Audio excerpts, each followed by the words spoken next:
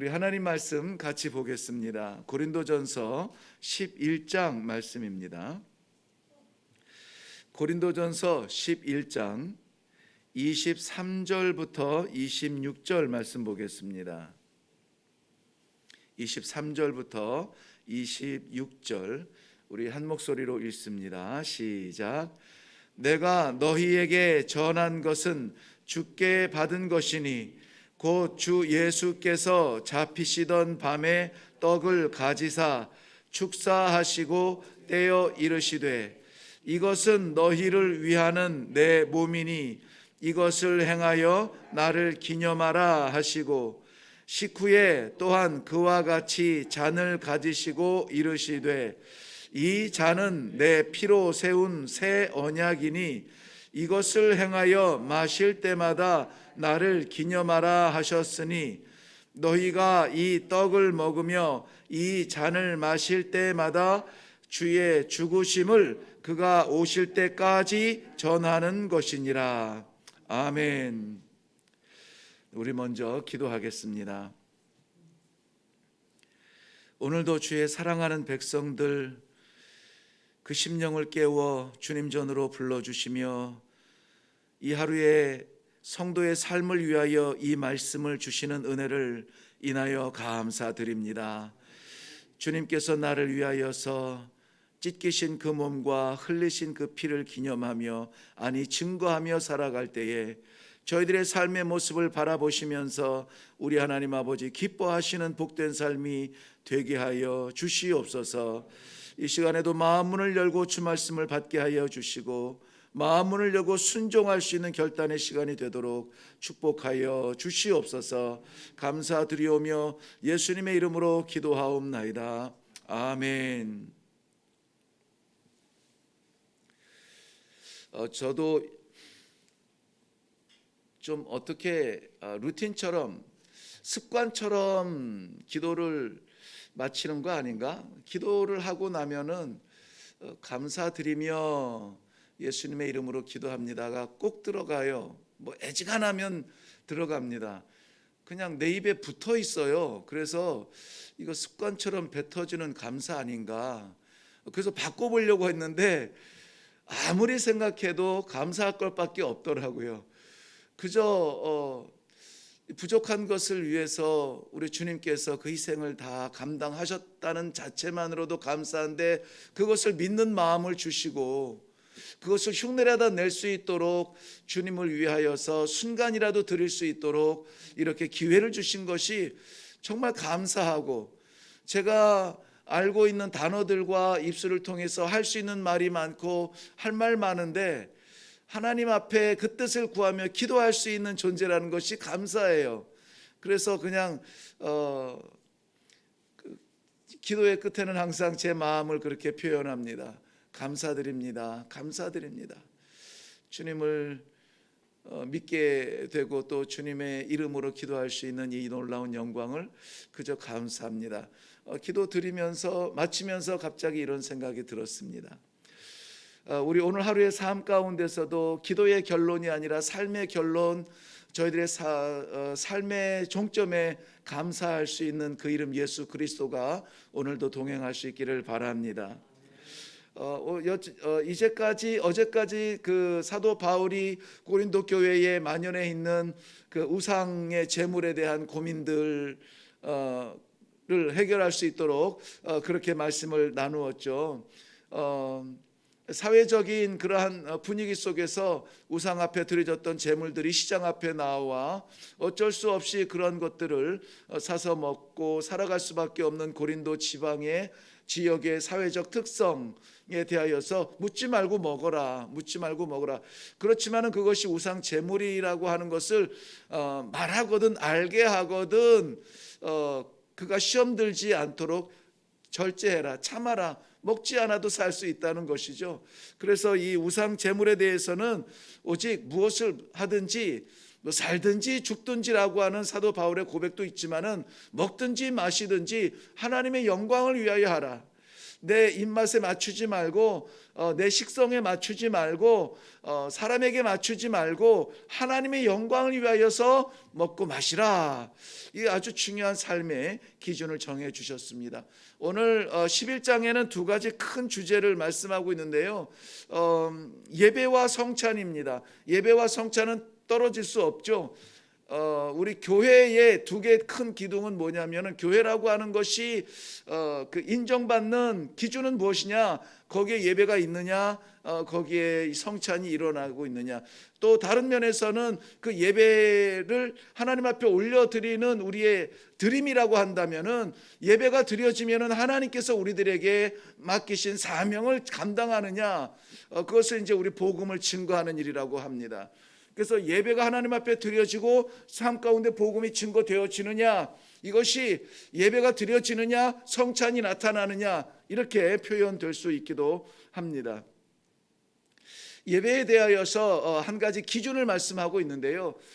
고린도 교회에서 혼란스러웠던 것은 야시막이라고 하는 여인들이 머리에 쓰는 두건에 대하여서 혼란스러워하는 것입니다. 왜냐하면 노예가 됐든 귀부인이 됐든 귀족이 됐든 머슴이 됐든 예수 그리스도를 믿고 나서 그 이후에는 모든 것이 자유로워졌습니다. 세상 질서 아니라 하나님의 질서로 살아가게 되는 것이죠. 먹고 마시는 문제가 아니라 하나님의 기쁨을 위하여서 고차원적인 고민을 하게 되고 결단을 하게 되고 그렇게 살아가게 되는 것입니다. 이 땅에서 우리는 메인바되었고 종이며 노예이며 죄수이며, 그렇지만 복음 안에서는 하나님의 아들이라, 창조주 하나님의 자녀라고 하는 이 엄청난 축복을 누리면서 눈물이 아니라 한숨이 아니라 찬송 부르며 살아갈 수 있는 신분의 변화가 나타났습니다. 그러니 이 구름대같이 몰려드는 이 예배의 현장 속에서 얼마나 감격스럽겠습니까? 인간이 우리들에게 이렇게 뒤집어 씌워놨던, 인간이 우리의 어깨에 올려놨던 그 모든 짐들을 다 벗어버리는 겁니다. 하나님 앞에 자유하다는 것입니다. 내 죄가 해결이 됐고 내 죽음의 문제가 해결이 됐고 지금 내 신분 자체는 아무것도 아니다, 자유하다. 그러니 이제까지 우리 여인들을 어떤 그 종속적인 관계로 표시하게 했던 이 야시막이라고 하는 머리에 쓰는 이 두건을, 이것도 벗어버리는 거예요. 벗어버리는 겁니다. 이것을 자유라고 생각했던 것이죠. 그런데 그것을 바라보는 그 교회 질서 안에서 이게 과연 진정한 자유냐? 왜냐하면 전통적으로 지켜오던 이러한 그 관계들이 있거든요. 관계성. 여성들이 머리에 야시막을 쓰는 것은 나는 누군가에게 속해 있습니다라고 하는 거예요. 머리는 결국은 영광이고 머리는 권세인데, 내 존재 자체가 권세가 아니라 누군가 나를 덮고 있습니다. 내가 누군가의 보호 아래 있습니다. 그게 누구냐? 전통적으로 예수 그리스도 알기 전부터 지내오던 것이기 때문에 전통적으로 나는 남편이 있는 몸입니다, 그 얘기예요. 그러니까 머리에 이거 쓰지 않는 사람들은 한 종류가 있죠. 남편이 없는 사람들이에요. 특별히 그 시대에 과부가 아니죠. 과부는 남편이 있었으니까 창녀 같은 경우에는 남편이 없기 때문에 쓰지 않았습니다. 우리가 고증이 제대로 된 우리 성경 영화라고 해야 되나요?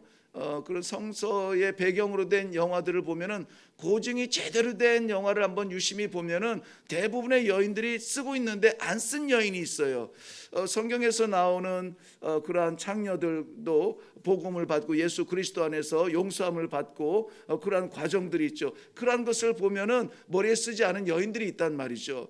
그런데 그 여인들이 교회 안에 들어와서 자유함에 대하여서 오해하고 일반 여인들도 그것을 벗어버리기 시작하는 거예요. 그러니까 이 사도 바울은 이 창조 질서를 내세워서 창조 질서를 설명하면서 여인들의 머리는 남자요, 남자의 머리는 그리스도요, 그리스도의 머리는 하나님이라. 하나님께서 창조물들의 구원을 위하여, 창조된 인간의 구원을 위해서 그리스도를 보내셨고 그리스도로 말미암아 구원받았다라고 하는 이 가정 속에서의 질서를 분명하게 보여줘요. 그러니 벗지 말고 쓰고 예배를 드려라. 그것이 뭐가 너희를 억압하는 것이 아니다.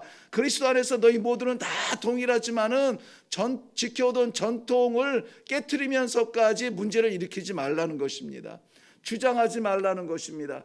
그래서 이 예배 가운데서 여인들이 두건을 쓰고 예배를 드리게 되죠. 이것을 로만 캐톨릭에서는 오해하여서 하나님 앞에 나아가듯 이 머리에 쓰는데 그것은 아니고요. 사회적 전통이었어요. 사회적 전통을 부시면서까지 자유를 오해하지 말라는 것이에요.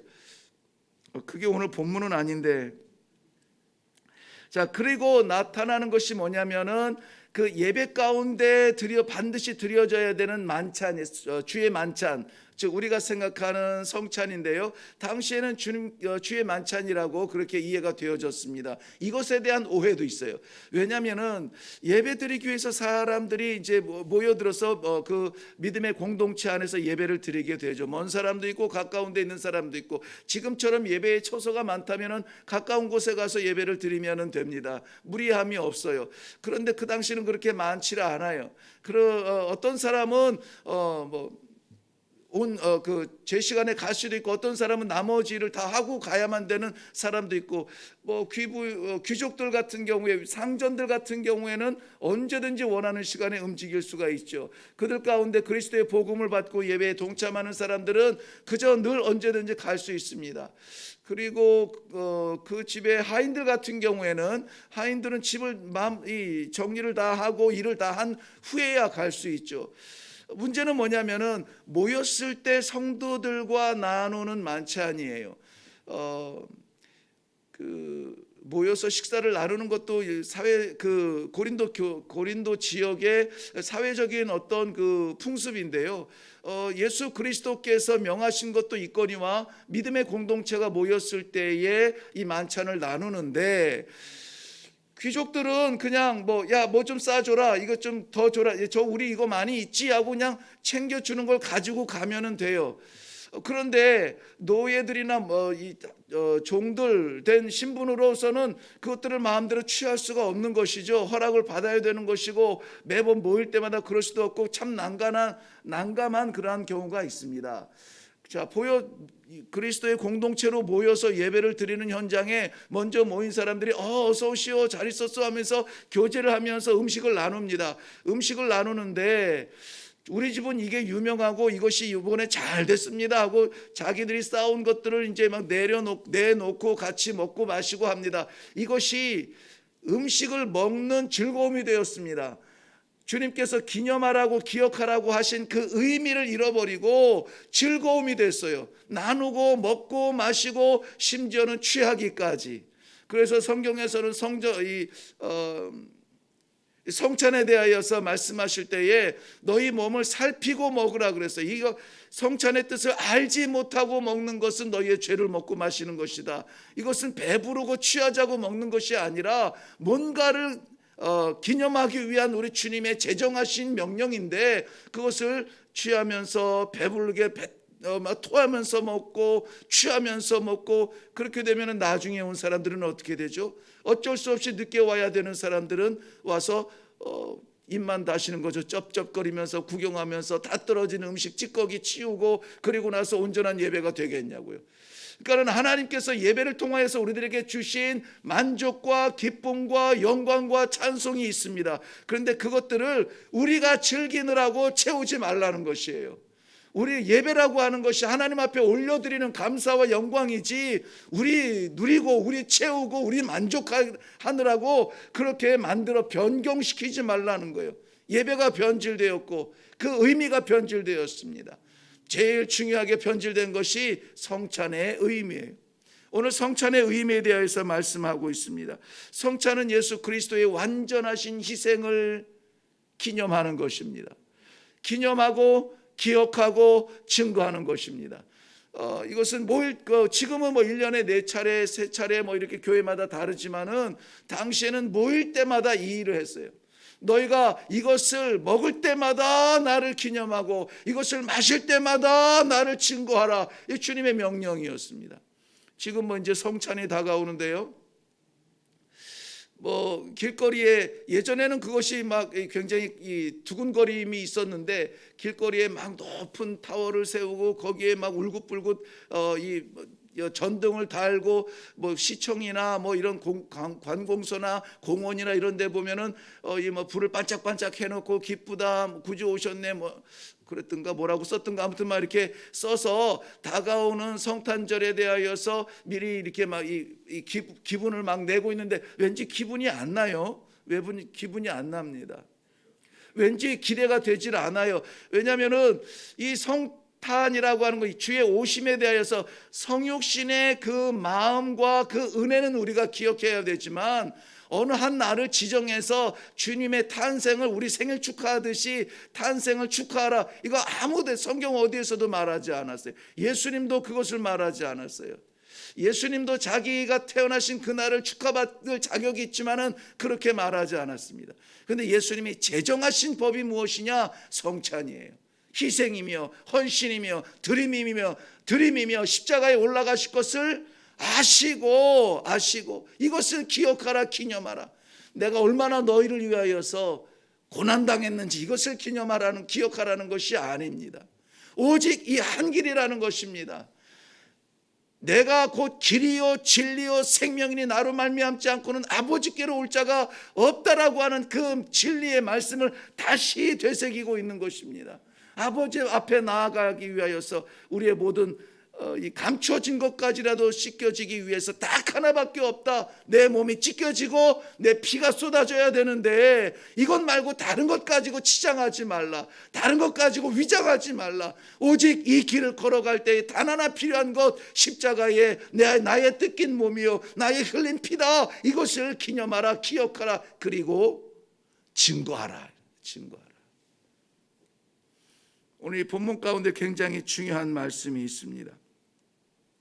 이 떡을 먹으며 이 잔을 마실 때마다 예수 그리스도를 기념하고 뭐 하라는 것이래요? 전하는 것이라 그랬습니다. 전하는 것이라.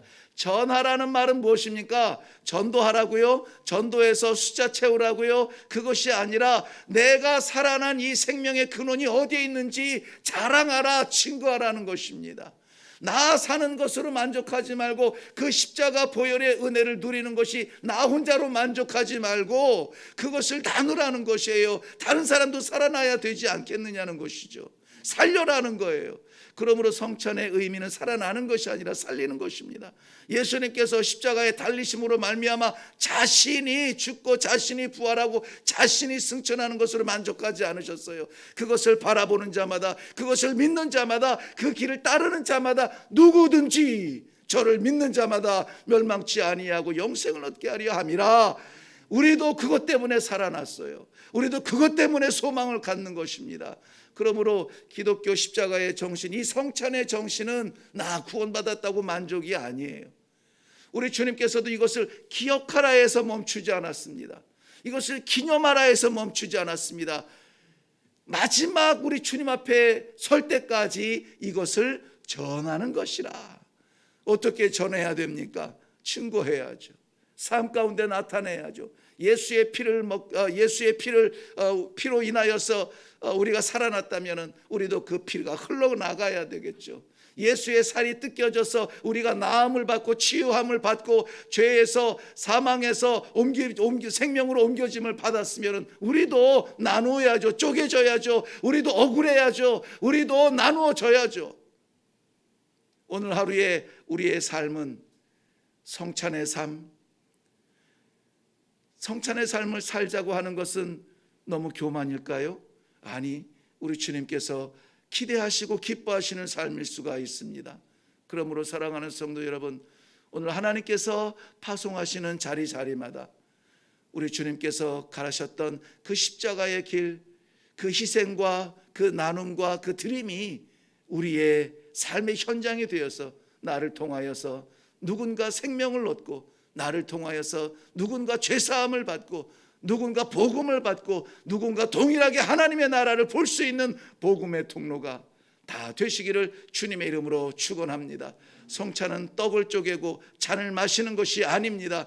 성찬은 예수 그리스도의 십자가의 그 희생을 받아 먹고 살아난 내가 감격스러워서 나 살았습니다. 이 길밖에 없습니다. 그 숱한 고민들과 고난의 밤을 내려놓고 십자가를 바라보게 하는 복음의 선포인 것입니다. 오늘 그 귀하고 복된 삶을 사시기를 주님의 이름으로 축원합니다. 기도하겠습니다. 나를 기념하라. 어떻게 있겠습니까? 이 부족한, 미련한, 가치 없는 우리를 위해서 십자가에 못 박혀 그 살을 다 뜯기시고 그 피를 다 쏟으시고 우리를 구원하신 예수 그리스도의 십자가 은혜 어떻게 잊을까요? 감사합니다. 영광입니다. 하나님 앞에 찬송 올려드립니다. 그런데 우리 하나님께서 오늘 나를 기념하라, 또 나를 전하라 하는 그 말씀을 받고 오늘 하루의 삶이 결정이 되었습니다. 흩으시는 자리마다 주의 이 복음과 은혜를 증거하는, 그리하여서 나 사는 것으로 만족하지 아니하며 생명 살리는 일에 쓰임받는 귀한 성도들의 삶이 되게 하여 주시옵소서. 삶이 바빠서 허덕일 때에 하나님 아버지 능력을 더하여 주시어서 그런 것들로 시간 뺏기지 않고 마음 뺏기지 아니하고 주 영광 주 기쁨을 위하여서 사명 감당할 수 있는 일에 전심을 다할 수 있도록 기회를 허락하여 주시옵소서. 감사드리며 예수님의 이름으로 기도하옵나이다. 아멘. 아멘. 네, 우리 사명을 가지고 오늘 또 기도해야 합니다. 나를 기념하라. 생각에 두라는 것이 아니라 우리가 어느 곳을 가든지 무엇을 하든지 이것이 불쑥불쑥 번개처럼 불빛처럼 떠올라서 내가 여기 있는 내가 여기 존재하는 이유가 있지. 나를 여기 보내신 이유가 있지. 주님 마지막 오는 날까지 이것을 전하라. 그가 오실 때까지 전하는 것이라 그랬으니 전해야지, 나눠야지, 살려야지. 우리 하나님께서 나를 쓰시는구나 하는 감격으로 오늘 하루를 보낼 수 있기를 바랍니다. 벌써 하루가 갔네? 이것이 아니라 감사합니다. 하나님 나를 사용하여 주시고 쓰셔서 감사합니다. 기꺼이 희생이 따를 겁니다. 기꺼이 괴로움이 따를 것입니다. 그러나 우리 주님께서 가라 하신 그 길, 주님께서 치라 하신 그 십자가 우리에게 기꺼이 짊어질 수 있는 능력도 함께 주실 줄로 믿습니다. 나의 개인적인 삶을 내려놓고 하나님께서 쓰시는 이러한 성도의 사명의 삶을 살 수 있도록 일어난다면 나머지 인생의 문제는 하나님께서 치워주십니다. 방해되는 것은 하나님께서 치워주십니다. 그러니 올곧게 이 길을 걸어낼 수 있는 오늘 하루가 되기를 주님의 이름으로 축원합니다. 그것을 위하여서 먼저 기도하시고 각자의 기도의 제목으로 하나님 앞에 나아가겠습니다. 우리 기도하겠습니다.